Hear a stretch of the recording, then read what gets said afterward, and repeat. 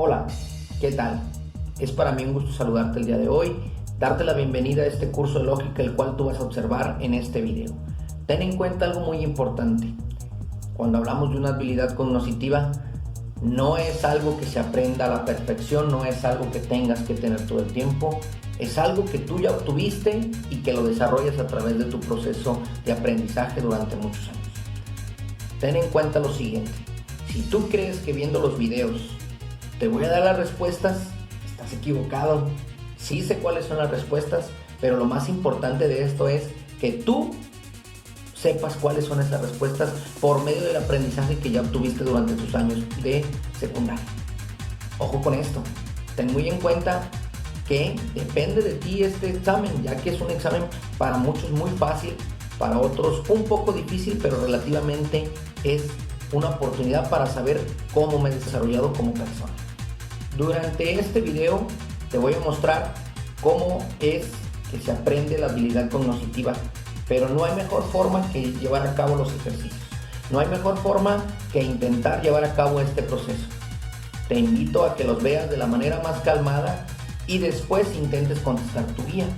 ¿Por qué? Porque te vas a dar cuenta que con ver unos videos a veces no es suficiente, pero es algo que yo ya tengo y que ya obtuve. Antes que nada, bienvenido a este nuevo curso y si tienes alguna duda, déjamelo en la parte de abajo en el comentario y espero integrarlo. Bienvenido.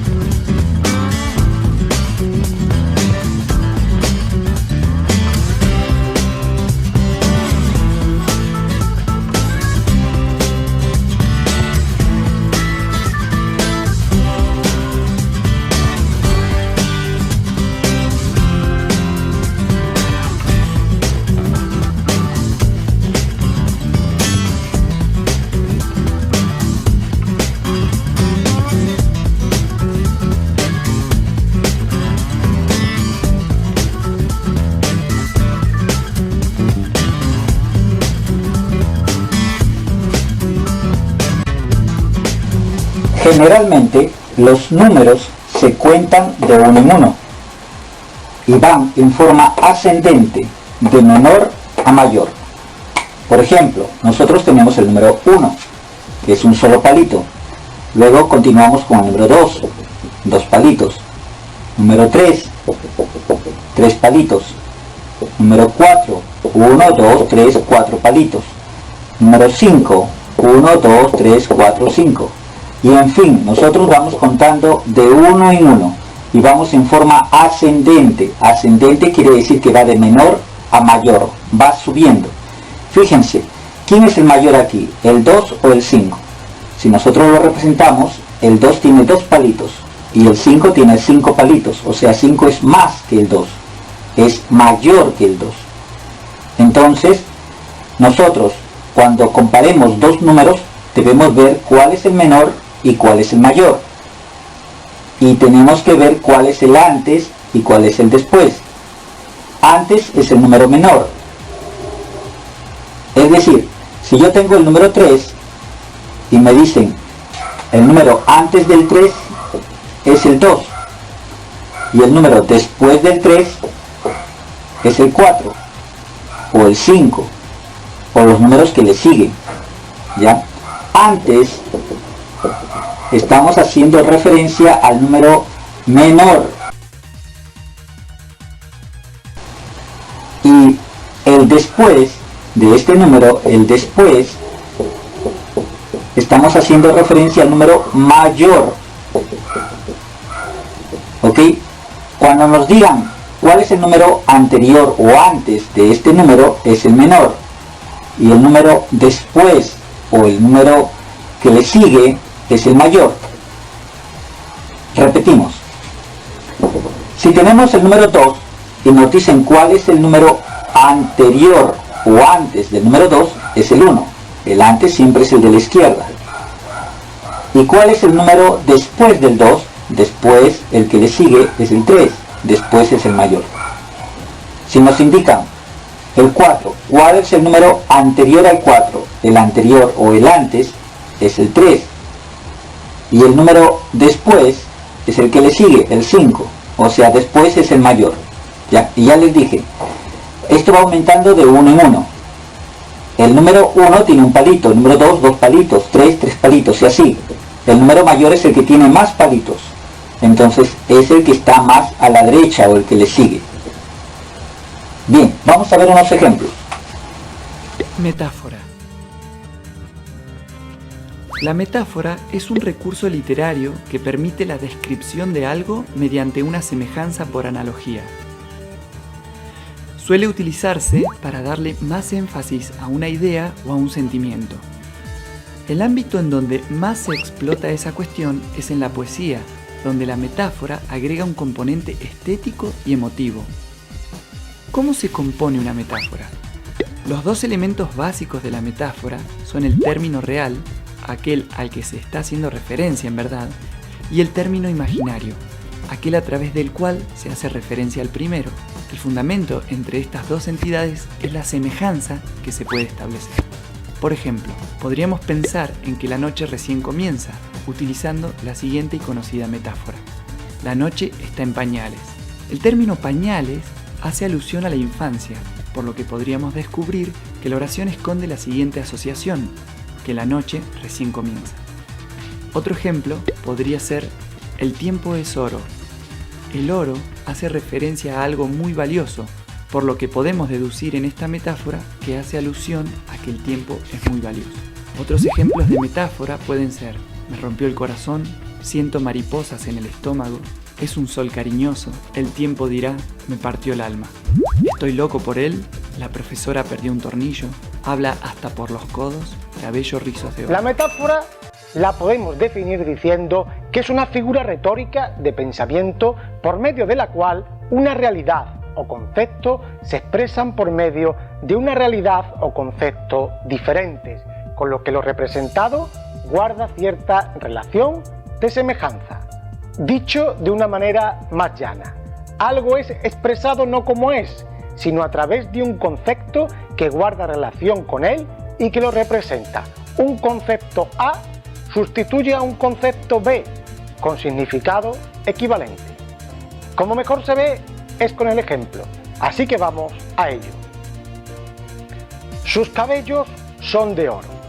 Oro es aquí un término que hace que la realidad de la palabra oro no signifique lo que significa en sí, es decir, un metal precioso, sino que oro expresa una realidad con la que guarda relación, el rubio. Debido a que el oro representa este color, por tanto, podemos decir que el oro es una metáfora y quiere representar de forma estética, poética, el color rubio. Por tanto, la metáfora oro igual a rubio. Nuestro segundo ejemplo es las blancas perlas de tu boca. Observamos que la boca realmente no tiene perlas, sino que lo que tiene son dientes. Esos dientes, al ser tan blancos y hermosos, han sido sustituidos por las perlas, creando con ello la metáfora A, perlas por dientes B. El tercer ejemplo es: Juan es un burro. Aquí el término burro no significa que Juan sea este animal, sino que tiene cualidades similares, es decir, que es torpe o bruto. Al ladrón lo tienen bajo lupa. Aquí la metáfora bajo lupa no significa que esté literalmente bajo ella, sino que está sustituyendo al concepto de vigilado. El ladrón está vigilado. Como quinto ejemplo tenemos la siguiente frase: vivo en un infierno desde que me abandonó. La metáfora aquí se produce en infierno. No es que viva en el infierno, sino que vive una situación de mucho sufrimiento. Vemos como la metáfora lo que hace es sustituir términos similares para tratar de expresar con más énfasis la realidad. Otra: hace mucho que se fue la primavera de mi vida y ahora vivo un frío invierno a la espera de la muerte. Aquí el término primavera representa, mediante la metáfora, la juventud, y el invierno representa también, mediante la metáfora, la vejez. Vemos que la juventud tradicionalmente se asocia con la primavera, porque es la etapa en la que florece la vida, y la vejez se asocia con el invierno, pues en ella no hay frutos y llega la muerte de muchas plantas. Otro ejemplo: ella es el sol de mi vida.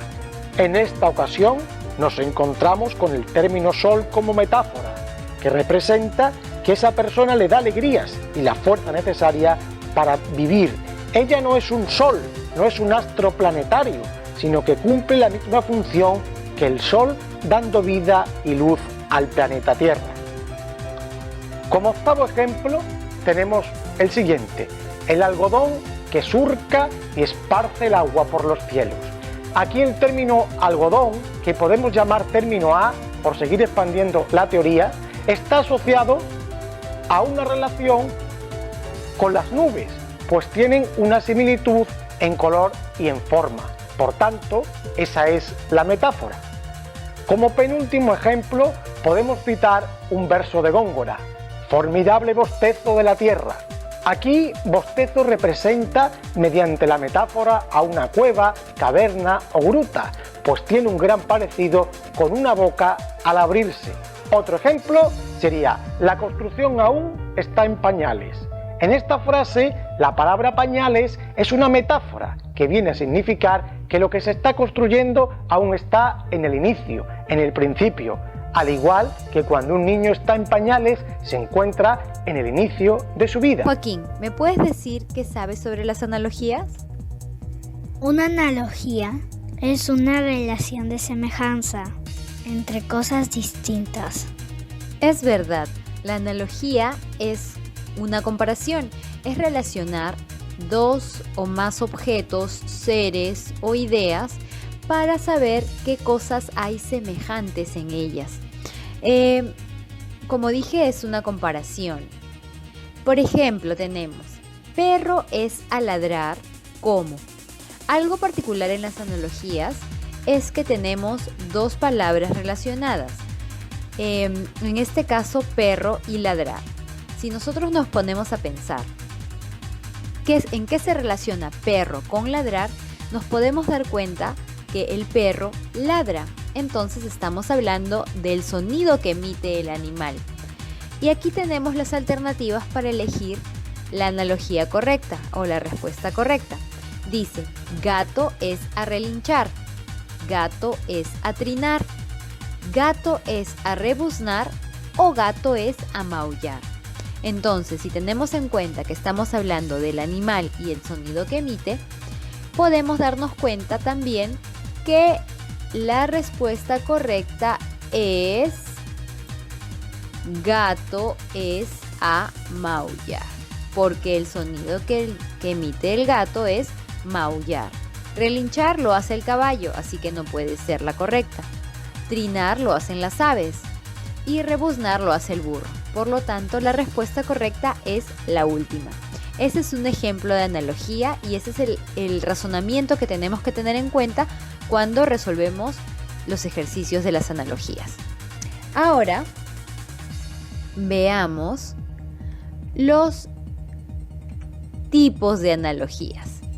El primer tipo, bueno, no vamos a ver todos porque son bastantes, pero vamos a ver los principales o los que usualmente podemos encontrar en los ejercicios comunes. Tenemos el primer tipo, que es la analogía con opuestos. Aquí tenemos un ejemplo. Cerca es a lejos como.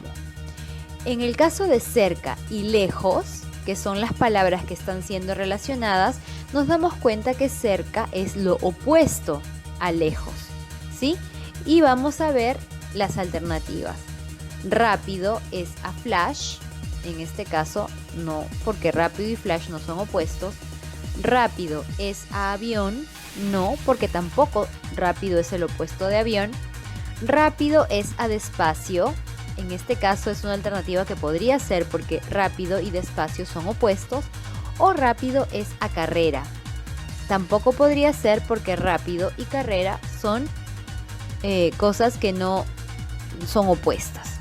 Entonces la respuesta correcta es rápido es a despacio, porque cerca y lejos son opuestos y rápido y despacio son opuestos. Entonces este es un ejemplo de analogía con opuestos. ¿Qué otro tipo hay? Otro tipo de analogía es la analogía funcional. Por ejemplo, cuchara es a sopa. Aquí tenemos dos palabras, cuchara y sopa. Si yo pregunto cuál es la relación que tienen estas dos palabras, puedo saber que yo con la cuchara como la sopa. Entonces, la cuchara me sirve para comer la sopa. Vamos a ver qué alternativas tenemos de respuesta. Sorbete es a sorber. Sorbete es la cañita que usualmente llamamos cañita aquí en el Perú. Y sorber es la acción que yo realizo con el sorbete, pero no es la misma relación que tienen la cuchara y la sopa. Sorbete es a bebida, podría ser. Sorbete es a beber, no, porque esta es una acción que se realiza con el sorbete y en el caso de cuchara y sopa no es la acción, sino es que con la cuchara yo tomo la sopa. Y sorbete es a postre, que no tiene nada que ver o no hay relación, o la relación es muy general. Entonces la respuesta correcta sería sorbete es a bebida, porque con el sorbete yo consumo la bebida, así como con la cuchara yo consumo la sopa. Este es un ejemplo de analogía funcional. Ahora, otro tipo de analogía es la analogía de género y especie. Veamos un ejemplo. Caballo es a mamífero. En el caso de caballo, es un animal que forma parte de la clase de los mamíferos, ¿sí? Entonces tenemos que caballo es un animal que pertenece a los mamíferos. Vamos a ver las alternativas. Canario también es un animal, es a volar. En este caso no estamos hablando sobre qué hace el caballo, sino qué clase de animal es. Por lo tanto, esta no es una posibilidad. Canario es a ave. Canario es un animal y ave es un tipo de animal, así que puede ser. Canario es a jaula, no puede ser, porque no estamos hablando de dónde está el canario o de dónde está el caballo, sino qué clase de animal es, entonces esta no puede ser. Canario es a gato, no, porque no estamos hablando de presa y depredador. Entonces, la respuesta correcta es canario es a ave. Este es un ejemplo de analogía de género y especie. Otro tipo común de analogías es la analogía de propiedades o características. Un ejemplo es ají es a picante. Ají se le dice en Perú, también se le puede decir chile en México.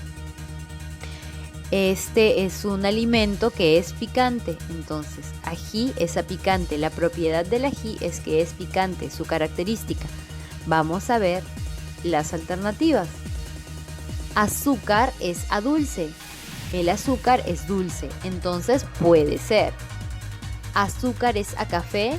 No, porque no estamos hablando de qué se le echa al café.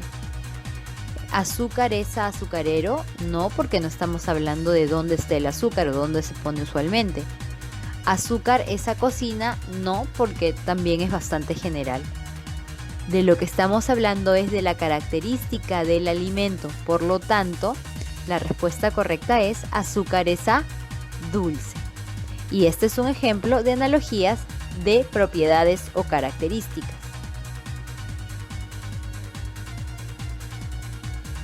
Otro tipo de analogía muy usado es el de analogía de causa y efecto. Por ejemplo, fuego es a quemar, ¿sí? ¿Qué pasa? Si yo prendo fuego, yo quemo algo. Entonces, fuego y quemar, causa y efecto. Y tenemos las alternativas. Goma es a tijera. En este caso no, porque no estamos hablando de útiles escolares en sí, ni de cosas parecidas que puedan usarse en el colegio. Goma es a blanco, no, porque blanco es una característica de repente de algunas gomas. Goma es a pegar, puede ser, y goma es a frasco, no, porque no estamos diciendo en dónde está la goma. No, de eso no se trata la analogía, sino que se trata de causa y efecto, entonces sería goma es a pegar. También podría ser como una analogía funcional. Bien. Entonces ahora practiquemos. Vamos a practicar con una ficha que he encontrado en internet que usé con Joaquín, que es de fichasimpresas.com. Es una página muy interesante que tiene muchos ejercicios.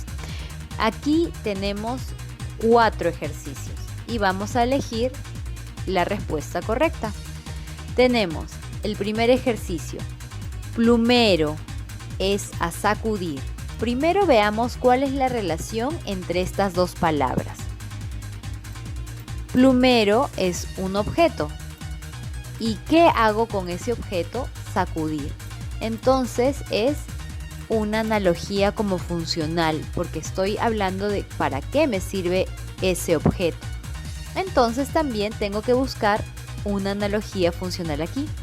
Barrer es a escoba. En este caso no puede ser, porque escoba tendría que ir primero para que la analogía esté correcta, porque primero está el objeto y luego está la función. Aquí primero está la función y luego está el objeto, por lo tanto no es posible. Alumno es a colegio, no, porque no estamos hablando de alguien y mucho menos de un lugar. Escoba es a barrer. Esta es mi alternativa. Vamos a corroborar. Lustradora a nuevo no podría ser, porque no estamos hablando de la función de la lustradora, sino estamos diciendo una característica de ella. Por lo tanto, la respuesta es escoba es a barrer. Objeto y función. La respuesta es la C. Veamos la número 2. Albañil es a construir. Albañil es una persona, ¿sí? Una persona que tiene un oficio. A construir. ¿Qué hace el albañil? Construye. Entonces la relación que tienen estas dos palabras es que ¿qué hace el albañil? Construye. Albañil, construir. Tenemos primera alternativa, cirujano, operar. ¿El cirujano opera? Sí, el cirujano opera a las personas. Médico, dormir no podría ser, porque el médico, su oficio no consiste en dormir, entonces no es posible. Enseñar, profesor, podría ser si profesor estuviera al principio y enseñar al final, porque albañil está al principio y construir al final. Por lo tanto, como está en desorden, no se puede. Veterinario, veterinaria no es posible, porque no estamos hablando de dónde está la persona, sino qué es lo que hace. Por lo tanto, la alternativa correcta es la A. Albañil es a construir, como cirujano es a operar. Vamos con la número 3. Lapicero, escribir. Lapicero es un objeto. ¿Para qué me sirve este objeto? Para escribir. Entonces es una analogía funcional. Ya descubrí cuál es la relación. Veamos las alternativas. Chompa, a coser. ¿La chompa sirve para coser? No, por lo tanto no es posible. Lámpara, oscuridad. ¿La lámpara sirve para la oscuridad? Sí, pero oscuridad no es su función. Entonces no es posible. Estamos hablando de la función, no en qué momentos me sirve, sino la función. Coser, máquina, podría ser si estuviera al revés.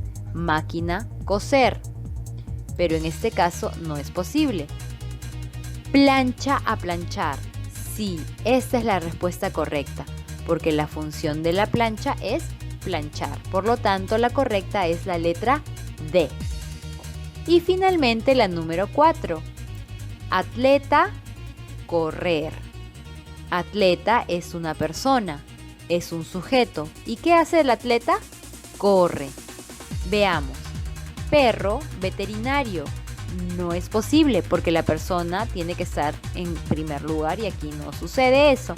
Entonces esto no está bien. Y así estuvieran al revés, tampoco tiene nada que ver con la relación que hemos descubierto aquí. ¿Qué hace el atleta? Correr. ¿Qué hace el perro veterinario? No. Andinista, escalar. ¿Qué hace el andinista? El andinista es un escalador que escala las montañas, los Andes principalmente, por eso se le dice andinista. Entonces, escala, sí escala, podría ser. Actriz, teatro, no, porque no estamos hablando de dónde está la persona, sino de lo que hace. Y olla, cocina, tampoco, porque aparte no estamos hablando de objetos, sino de persona y de lo que hace.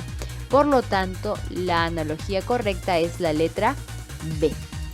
Y entonces, estas son las respuestas de la ficha. Espero que les haya servido este video para poder entender mejor las analogías. La letra continúa en A, G, L, O, R, T. Para este tipo de secuencia que estamos utilizando letras, es preferible trabajar con una tabla, como se muestra en la imagen, en donde la letra A está representada por 1, la letra B por 2, la letra C por 3 y así sucesivamente. De esta manera vamos a representarlos aquí. La letra A es 1, G va a ser representado por 7, L va a ser representado por 12, aquí tenemos la O, va a ser representado por 16, R va a ser representado por 19, T va a ser representado por 21. Y de aquella secuencia que era normalmente lo que se considera como alfabética, la transformamos a una numérica y buscamos el patrón de la secuencia. Se va sumando más 6, se va sumando más 5, se va sumando más 4, se va sumando más 3 y de que acá se va sumando más 2. Significa que para esta letra, como podemos notar, más 5, más 6, más 5, más 4, más 3, más 2, más 1. Entonces 21 más 1 da un 22 y este 22, como vimos en la tabla anteriormente, está representado por la 1. ¿Qué letra sigue en la secuencia A, C, F, J, Ñ? Al igual que en la sucesión anterior, vamos a representar cada una de estas letras por su número correspondiente. Tendríamos el 1,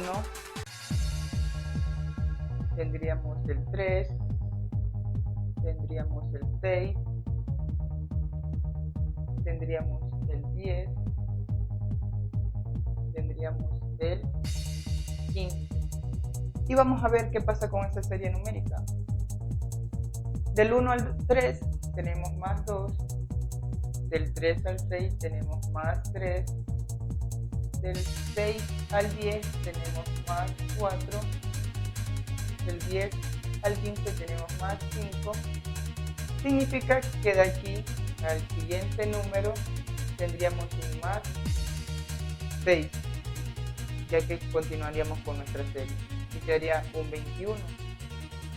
La letra que está representado por el 21 no es nada más nada menos que la C, que da como solución.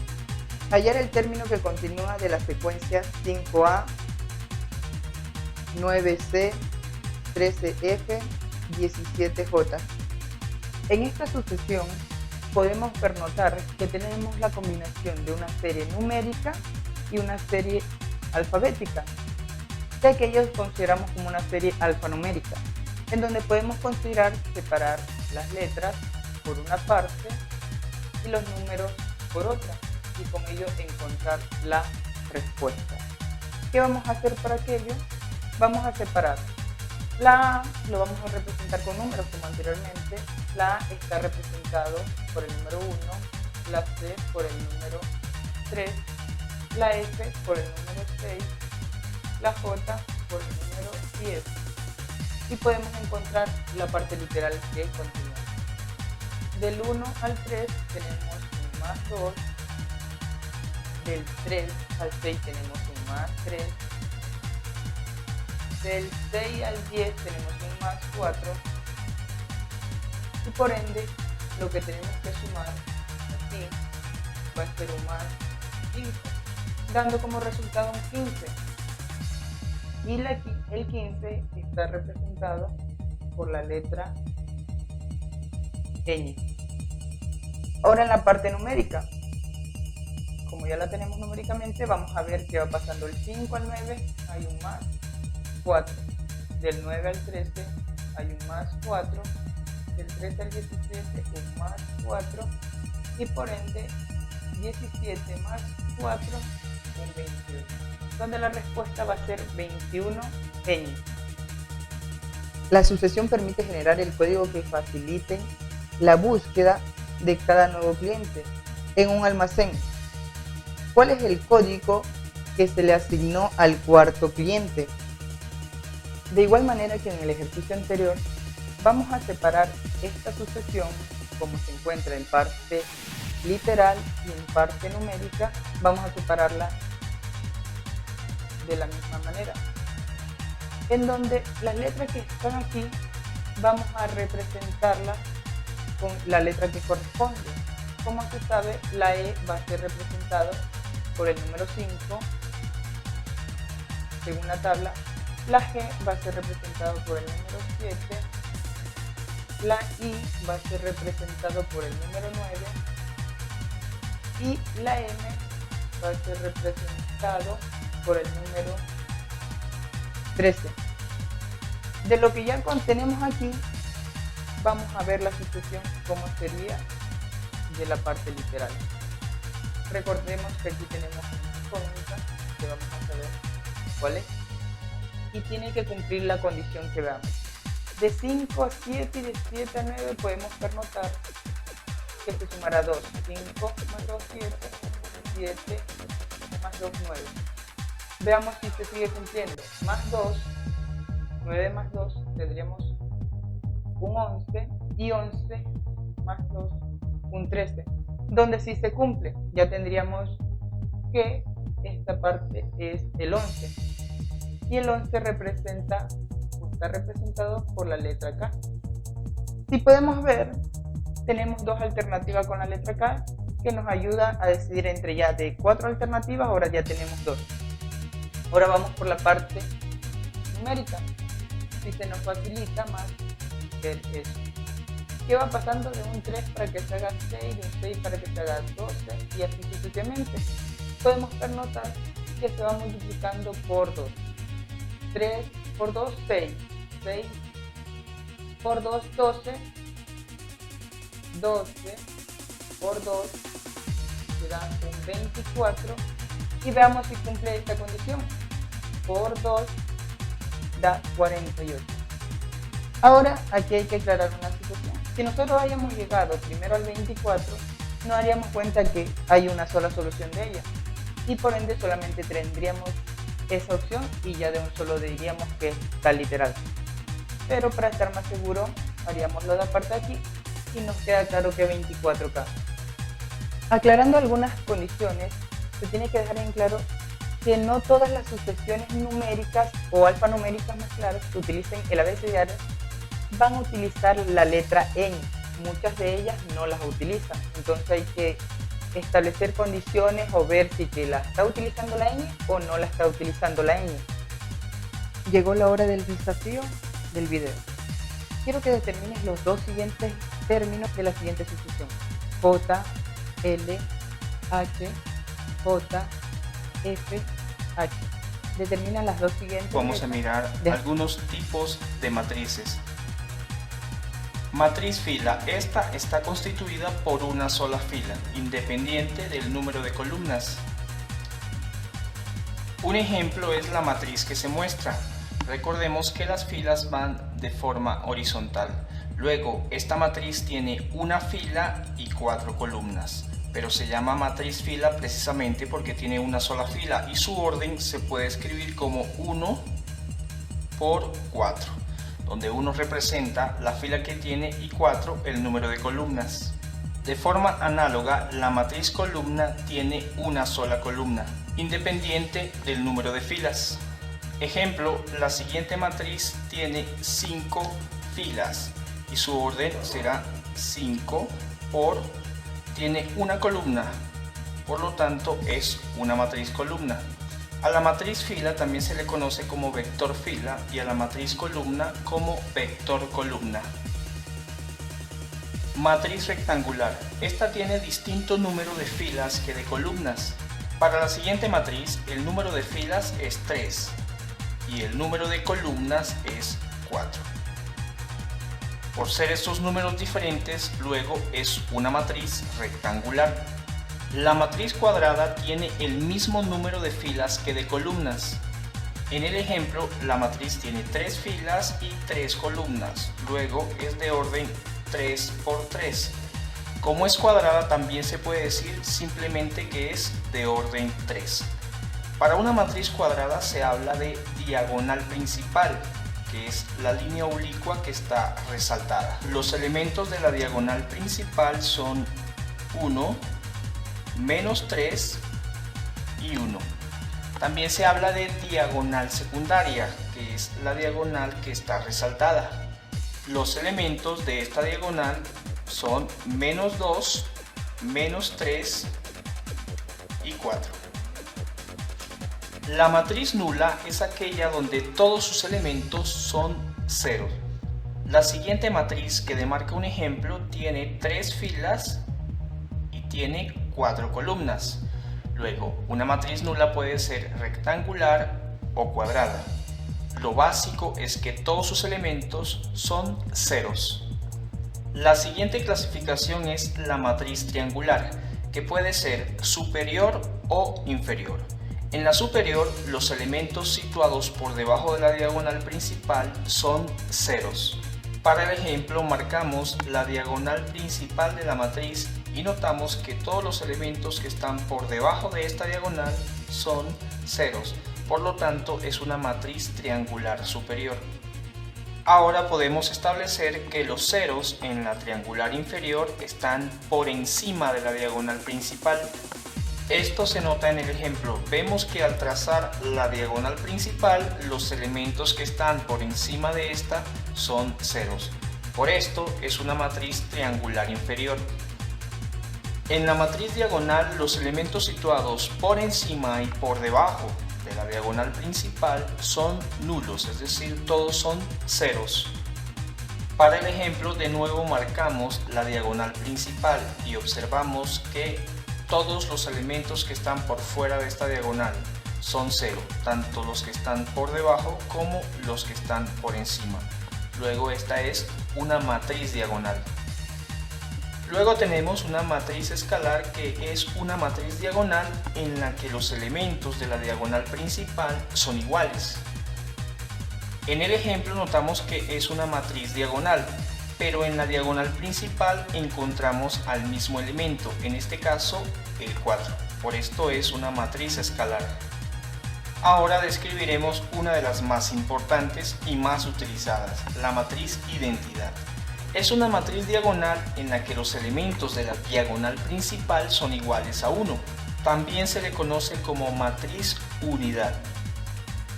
A continuación presentamos dos matrices identidad. En la primera observamos que es de orden 3×3 o simplemente de orden 3. La matriz identidad se suele representar con la letra I mayúscula. Como es de orden 3, como es dicho, podemos establecerla como I3. Luego, para la segunda matriz que aparece, podemos relacionarla o llamarla como I2, ya que es de orden 2, 2 filas y 2 columnas.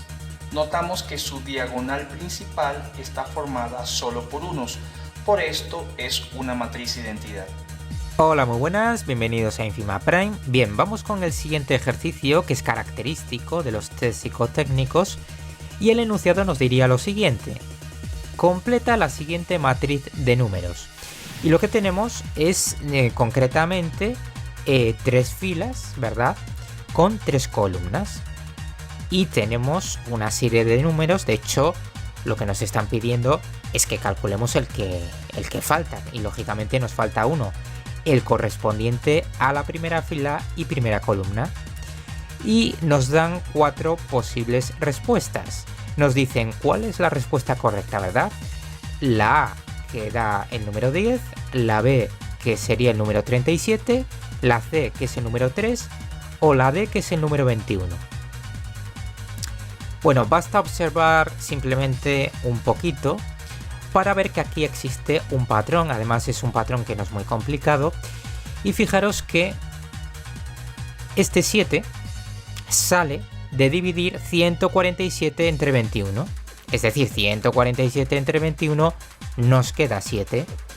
Y este 3 sale de dividir 312 entre 104. Es decir, 312 entre 104 nos queda 3. Por lo tanto, ¿cuál será el número correspondiente a la primera fila y a la primera columna? Pues evidentemente aquel correspondiente a dividir 27 entre 9. Y evidentemente 27 entre 9, ¿cuánto queda? Pues lógicamente 3. Por lo tanto, la respuesta correcta sería, como podemos observar aquí, la C, 3, que de hecho también lo he puesto ya directamente en la matriz. Bueno, pues nada, espero que os haya gustado este ejercicio. Como veis, es bastante sencillo y ya nos vemos con próximos vídeos. Entonces, ¿qué son los diagramas de Venn? Son esquemas que muestran conjuntos, sí, aquí, conjuntos de elementos por medio de círculos. Generalmente se dibuja de esta forma.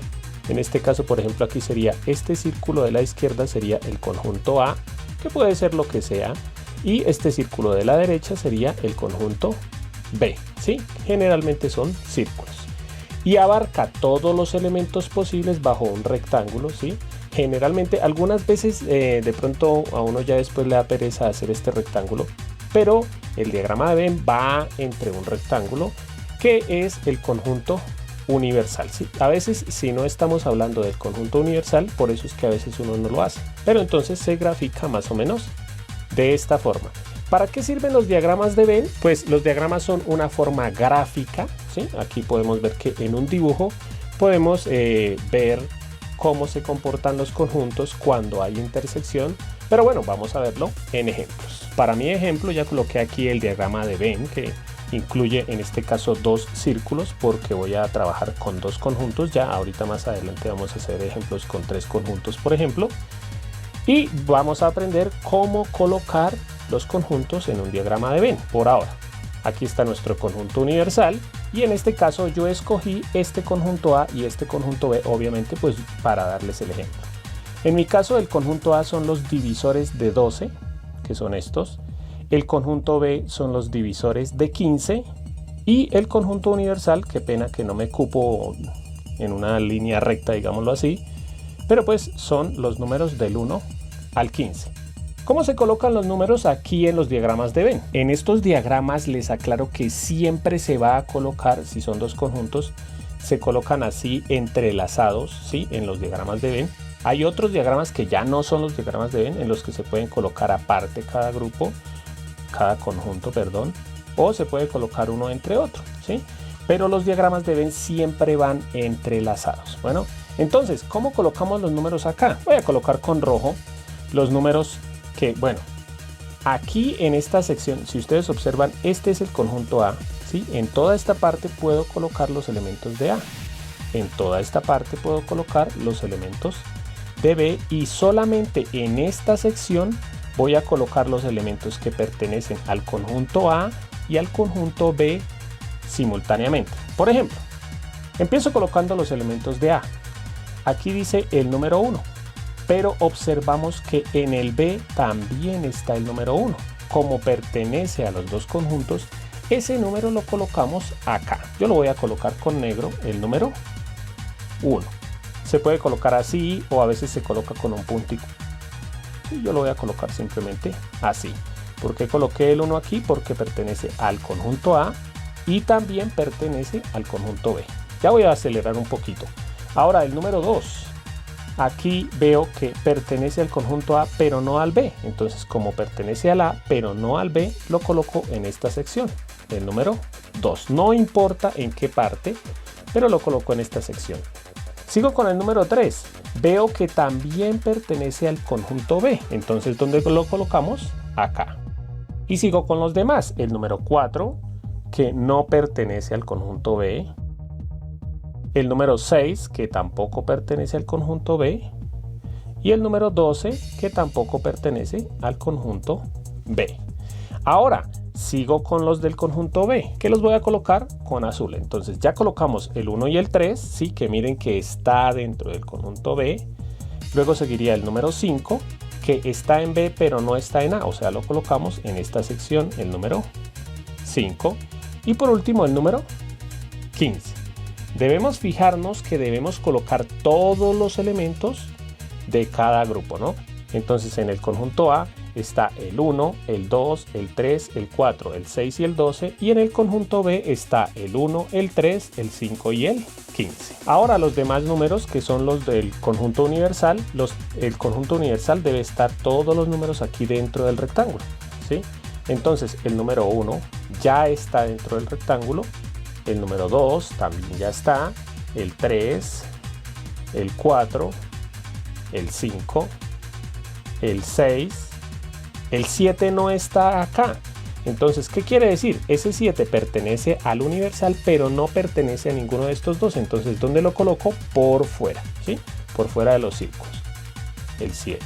Puedo colocarlo acá o acá o acá, en donde sea, pero por fuera de los círculos. El 8 no lo he colocado. El 9 tampoco. El 10 tampoco. El 11 tampoco. El 12 sí, ya lo coloqué acá.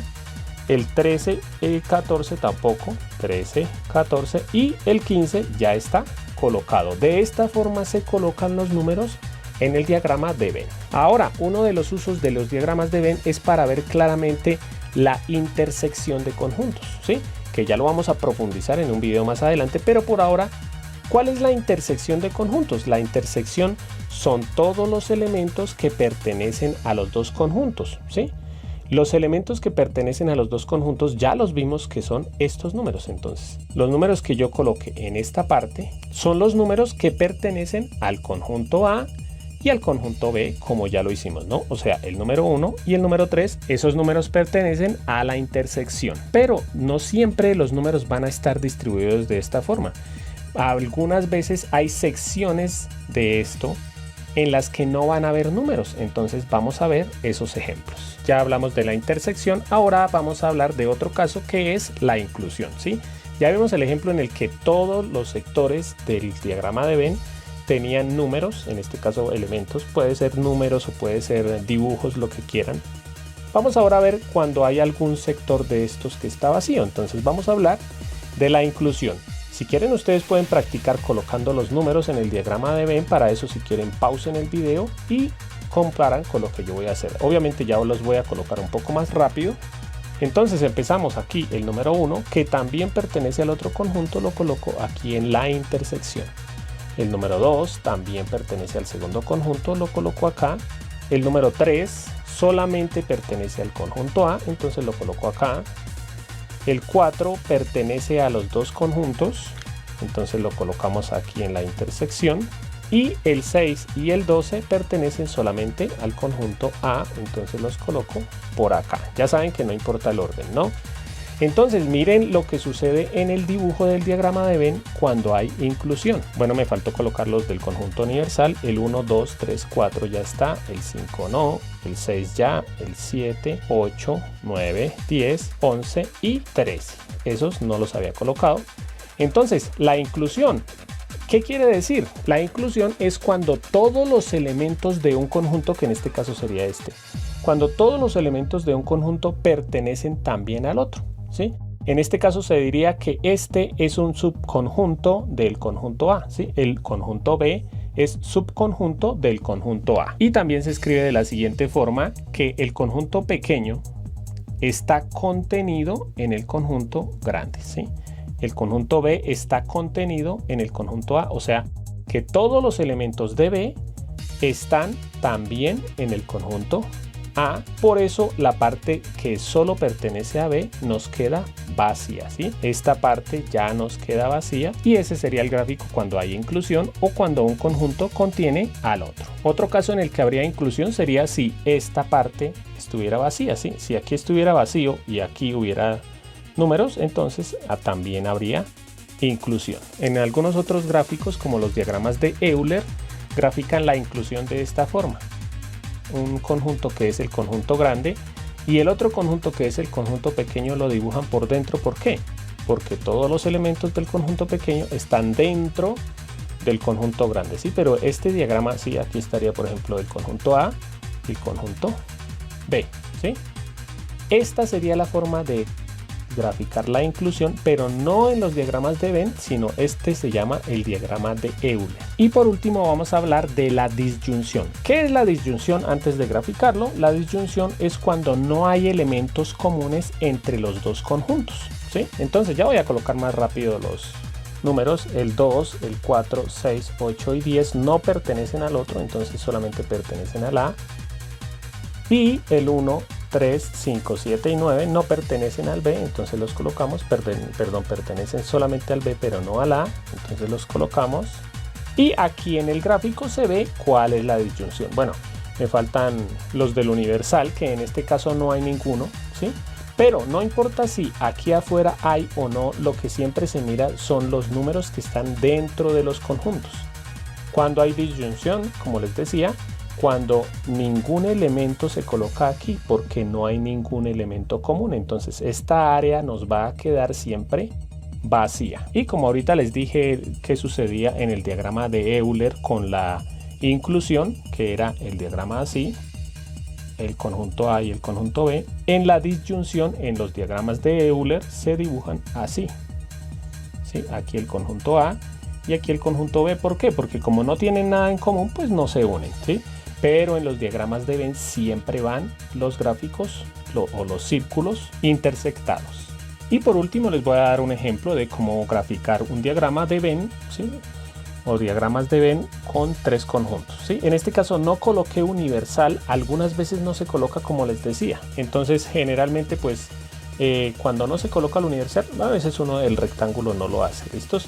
¿Cómo se ubican los números en este caso? Y vamos a empezar a ubicarlos. Voy a empezar por el conjunto A. Entonces miro el 1, siempre miro en los demás si está. Está en el B y también está en el C. Como está en los tres, se coloca en esta sección. ¿Cuál número? El número 1. ¿Por qué?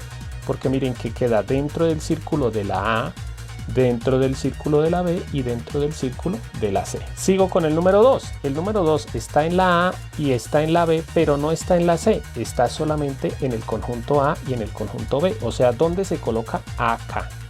El número 2. ¿Por qué? Porque miren que está dentro del círculo de la A, dentro del círculo de la B, pero por fuera del círculo de la C. Sigo con el número 3, que está en el A y también está en el C. Entonces, ¿dónde lo coloco? Acá, el número 3. ¿Por qué? Porque está dentro de la A, dentro de la C, pero por fuera del círculo de la B. Sigo con el número 4, que está también en la B, o sea, lo coloco acá, porque tiene que estar por fuera del círculo del conjunto C. Sigo con el 6, que no está en ningún otro, entonces lo coloco acá, por fuera de los otros dos. Y el 12, que no está tampoco en ninguno, entonces lo coloco acá. Sigo con el conjunto de la B. Ya coloqué el 1, el 2 y el 4. Miren que me sirve haber colocado estos check, ¿sí? Porque ya coloqué en la B el 1, el 2 y el 4. Y me falta el 8, que obviamente no está en la A y tampoco está en la C. Entonces, como no está sino en la B, lo coloco por acá. Y por último el conjunto C, el 5 y el 15 obviamente no están en los primeros dos, entonces lo coloco acá, el 5 y el 15. Miren que aquí sucede algo curioso, que es que aquí no me quedó ningún elemento. ¿Por qué? Porque no hay ningún elemento que está en la intersección entre C y B. O sea, no hay ningún elemento que solamente pertenezca a C y B. El 1 pertenece, pero a los 3, ¿no? O sea, más bien, el 1 sí está en la intersección de B y C, pero no hay uno que esté en la intersección de B y C, pero que no esté en A. Entonces no hay problema, esta parte se deja vacía. En este caso, cuidado con esto, eso lo vamos a ver en el curso de intersección, pero si decimos la intersección entre A y B y C, ¿cuáles elementos están en la intersección? En este caso la intersección es solamente esto. No importa que el 3 estaba en dos conjuntos. La intersección, cuando hay 3, se mira solamente los que están en los 3 conjuntos, que en este caso es solamente el 1. Y con esto termina mi explicación. Como siempre, por último les voy a dejar un ejercicio para que ustedes practiquen. Ya saben que pueden pausar el video. Aquí les dejo este ejercicio. El primer conjunto es el conjunto de las vocales A, E, I, O, U. El segundo conjunto es el conjunto de las letras de la palabra matemáticas. Y aquí les aclaro que no se repiten letras, ¿no? Por ejemplo, por eso no escribí otra vez la M, porque ya estaba. Y el tercer conjunto son las letras de la palabra Alex.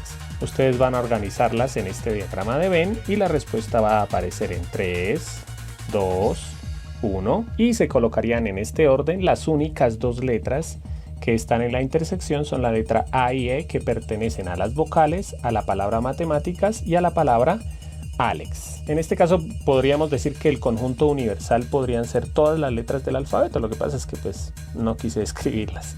Pero bueno, amigos, espero que les haya gustado la clase. Como vimos en el video anterior, un argumento se compone de premisas, conclusión e inferencia. Hoy vamos a hablar de las premisas implícitas, es decir, de las premisas que se dejan sin mencionar al enunciar, ya sea en lenguaje escrito, hablado o pensado, a un argumento.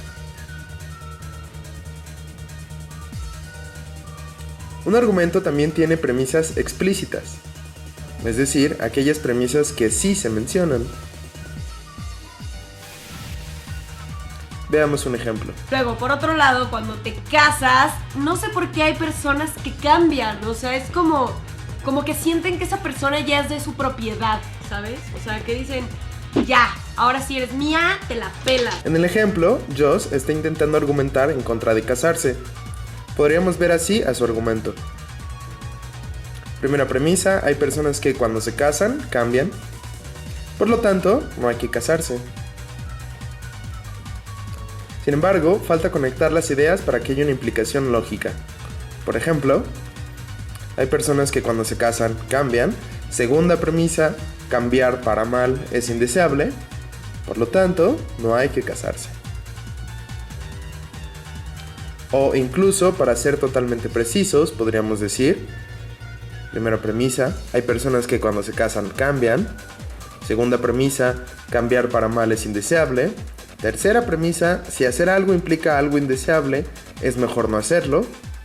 Conclusión, por lo tanto, no hay que casarse. ¿Por qué a veces dejamos premisas implícitas al enunciar nuestros argumentos? Como vimos en el ejemplo, mencionar todas las premisas de un argumento a veces no tiene sentido. Por ejemplo, algunas premisas pueden ser muy obvias y simplemente se dan por sentado. pero en un análisis lógico riguroso puede ser necesario hacer explícitas todas las premisas. En ese caso, hay que mencionar las que brinden una versión razonable y lógicamente correcta del argumento que estamos analizando. Bueno, ¿qué concebimos como la razón? La razón es aquella realidad de nuestra vida tangible e intangible que está sustentada desde la lógica. Una lógica que tiene que ser clara, precisa y concisa y que nos lleve a reconocer esa realidad de lo que significa razonar, pensar, para reconocer el valor del conocimiento. A continuación, les voy a presentar dos tipos de preposiciones o premisas. Tenemos entonces esta primera. Todos los hombres son seres de carne. Ricardo es un hombre. Ricardo es de carne. Esta situación nos está invitando a reconocer primero una primera afirmación. Una primera afirmación que nos lleva luego a una segunda, a una preposición que va a ir enfocando el todo, el tejido de esta estructura, de esta preposición, y que nos invita a nosotros a reconocer una realidad a luz de la razón que puede ser verdadera o falsa. Aquí podemos ver tres momentos de esta preposición. No existen caballos voladores. El pony es un caballo. Por lo tanto, el pony no es volador. Esta afirmación es una afirmación verídica, una afirmación que no nos está mostrando falacia ni nos está mostrando que es falsa. Nos está dando a conocer una temática por medio de una afirmación que no es muy clara, pero que nos está dando el todo al final, en esa parte que concluye. Recordemos que una afirmación tiene esas premisas que van partiendo desde ese centro, desde esa afirmación.